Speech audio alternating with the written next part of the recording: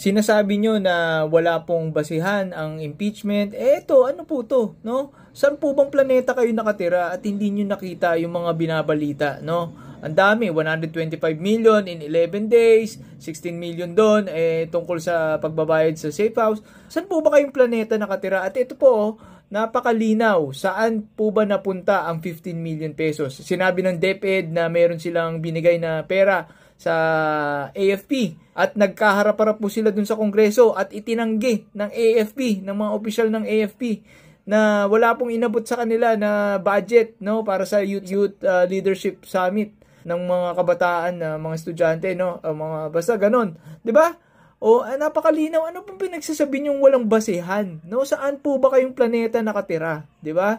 Ang mga tao ay nagdi-demand ng due process at ang due process po na dinadahilan nyo para kay Sara na hindi nasunod ay technicalities lang, no? Ang due process na hinihiling po namin mapakinggan itong si Sara Duterte at baka sakali po malinis niya ang kanyang sarili, no? Sa aming mga nag-iisip na puro anomalya po ang pinagagawa niya, di ba?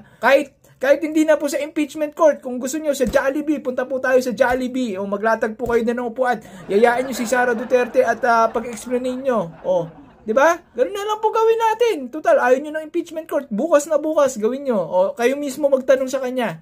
At tingnan natin kung ano sasagot niya. Di ba? Wag na tong ang haba-habang proseso na kayang-kaya nyong pigilan kung kailan nyo gusto. Di ba? Eto, kilala nyo ba yan? Yan o, malamang ito yung mga makulong. Tapos si Sara Duterte hindi makulong, no?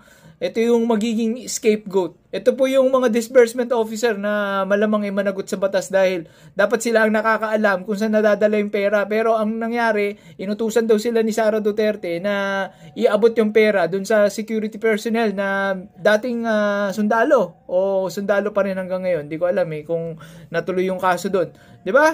Ano, saan po bang planeta kayo na nakatira at hindi nyo po alam itong mga to, di ba? Nasa balita po yan, no? Sa lahat po ng pahayagan at mga news outlet, 'di ba? Saan po ba kayo nakatira, mga senador, 'di ba? Kaya ikaw, Alan Peter Cayetano, Marcoleta, kayo mag-explain nito. Papakinggan namin kayo.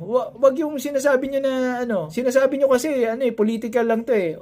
Hindi, kayo mag-explain, 'di ba?